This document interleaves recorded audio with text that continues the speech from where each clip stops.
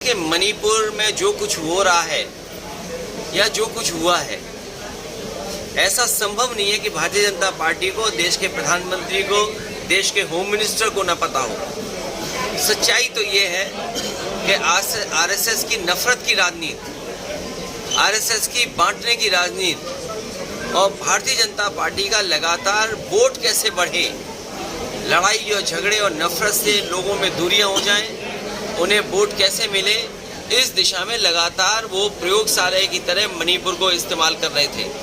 और उसका परिणाम ये हुआ, कई लोगों ने जान दे दी, जान खो गई और न जाने कितने लोगों को घर छोड़ना पड़ा, नुकसान हुआ है। और जिस तरह की तस्वीरें आई कि एक महिला को जिस तरीके से घुमाया गया, और एक नहीं दो महिलाएं थीं, और उसके बाद मुख्यमंत्री का ये कहना कि ये घटना कोई एक अकेली घटना नहीं, ऐसी और घटनाएं हुई हैं। इससे ज़्यादा शर्मनाक, इससे ज़्यादा हमारे संस्कृति पर धब्बा लगने की बात कोई नहीं हो सकती, जो भारतीय जनता पार्टी के मुख्यमंत्री और देश के प्रधानमंत्री और देश के होम मिनिस्टर इस बात को देख रहे हों। जो मणिपुर में हुआ है, ये इतने दिनों के बाद तस्वीर आई। जो संस्थाएं थी, आईबी, वो क्या रिपोर्ट दे रही थी, इनके पास बड़ी बड़ी संस्थाएं हैं जो जानकारी समय समय पर देती हैं, वो संस्थाएं क्या कर रही हैं? जब संस्थाएं पॉलिटिकल लोगों के पीछे लगाएंगे आप, तो वो सच्ची घटनाओं के बारे में क्यों जानकारी देंगे? ये बीजेपी सरकार और बीजेपी के नेता दोषी हैं। वहाँ पर जिन लोगों ने इस तरह की घटना की है, कार्रवाई हो। और आपके माध्यम से यही अपील होगी मणिपुर की जनता से कि झगड़ा, हिंसा, एक दूसरे के खिलाफ नफरत फैलाने से कोई रास्ता नहीं निकलेगा। मिल बैठ करके और जो समस्याओं का समाधान कर सके, वैसे वहाँ के लोगों को समस्या का समाधान के लिए सोचना चाहिए। संसद में आज राजनाथ सिंह ने कहा है कि हम चर्चा के लिए तैयार हैं संसद में इस मुद्दे पर। चर्चा के लिए तो तैयार होना ही पड़ेगा। लोकतंत्र में आप किसकी जबान दबाओगे? आप कितने कैमरे बंद करोगे? कितनी सूचनाएं रोकेंगे? और फिर ये चर्चा या कार्रवाई पहले होनी चाहिए थी। आखिरकार सरकार ये सब घटनाएं क्यों छिपा रही थी? एक्सप्रेस वे को लेकर आपको 1 घंटे पहले ट्वीट आया है, किस तरीके आपने उसमें सरकार को समझाना चाहा है?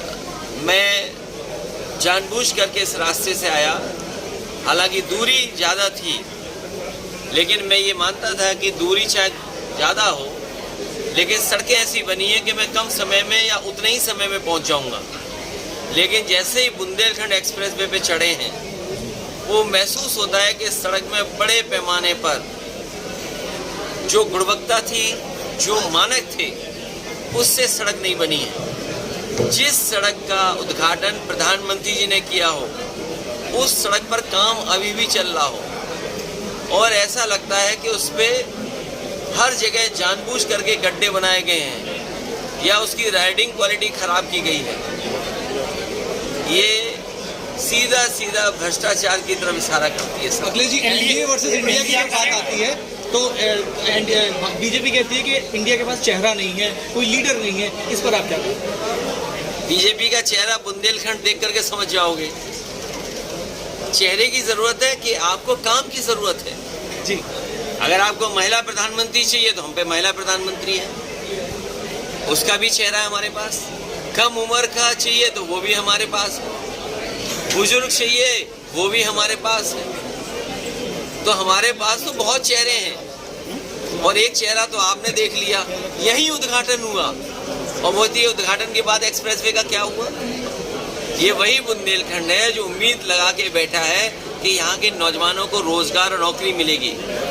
यहाँ के नौजवान, यहाँ का एक एक युवा इस बात का आकलन करेगा कि दिल्ली की 10 साल की सरकार और उत्तर प्रदेश की जब चुनाव होंगे तो 7 साल की सरकार ने उन्हें कितनी रोजगार, कितना काम दिया है और नौकरी कितनी मिली। जो काम बुंदेलखंड में शुरू हुए थे वो सब ठप पड़े हैं। यहीं आपके बुंदेलखंड के बगल में एरच डैम बन रहा था, क्या एरच डैम का काम नहीं रुक गया? यही सड़कें 4 लेन बनी हैं। अपनी सड़क बनाने के लिए खजूर लगा दिए, क्या खजूर से जानवर भाग जाएंगे? कौन सी सड़क जालौन की बची है जिसमें जानवर न दिखाई देते हो? आपने खजूर लगा दिए, क्या खजूर से जानवर भाग जाएंगे? और फिर किसान को यही तो भरोसा दिलाया गया था कि उसकी आय दोगुनी होगी।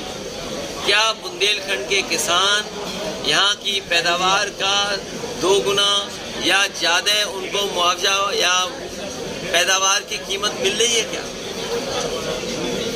जो मंडियां बनाई वो तक तो ठीक चला नहीं पा रहे। अखिलेश जी आपका इसलिए ये जो कह रहे हैं कि इंडिया से घबरा गए, इंडिया से इसलिए भी घबरा गए क्योंकि इसमें डेमोक्रेटिक बात है, डेवलपमेंट की बात है, इंक्लूसिव की बात है। और जब इंक्लूसिव की बात होगी तो समाजवाद की बात होगी।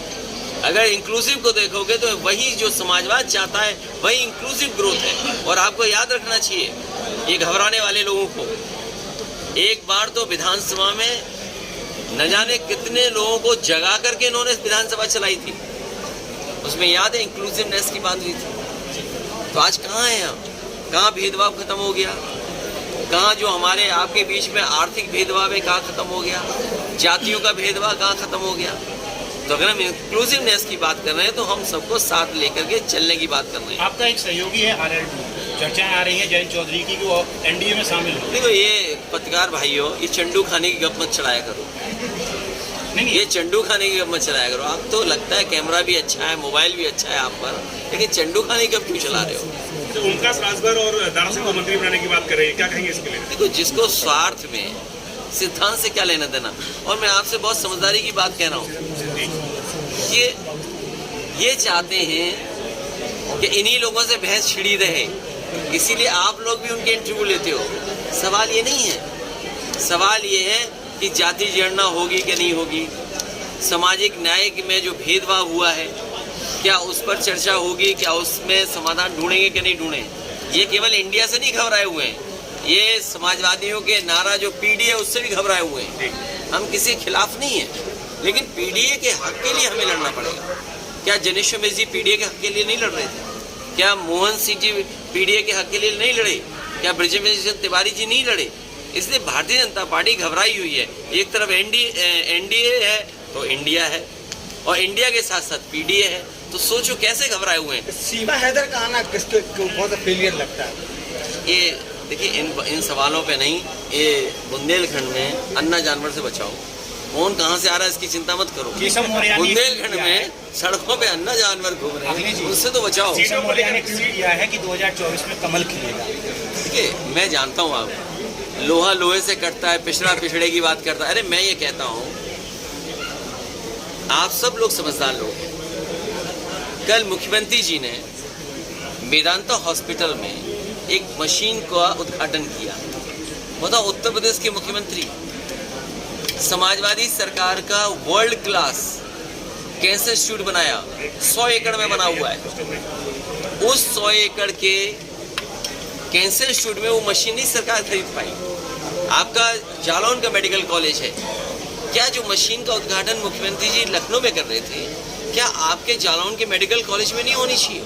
सवाल ये है कि आपके सरकार के मेडिकल कॉलेज की जो व्यवस्था होनी चाहिए, जो बजट होना चाहिए, उसके लिए आप पे सवाल ही नहीं है। क्या असिस्टेंट प्रोफेसर पर्याप्त हैं? क्या एडिशनल प्रोफेसर पर्याप्त हैं? क्या वहाँ टेक्निकल स्टाफ पर्याप्त है? क्या इस सरकार ने वो बजट दिया जिससे बच्चों की अच्छी पढ़ाई हो सके, भविष्य में वो अच्छे डॉक्टर बन सकें? क्या इसके लिए बजट दिया सरकार ने? और मैं तो आपसे कह के जा रहा हूँ, एक जिला अस्पताल बताओ मुझे, एक जिला अस्पताल जहाँ गरीब का इलाज हो रहा हो। और अगर आप सरकार की तरफ से जो सवाल पूछ रहे हो ये, क्योंकि 2 सवाल मुझे इधर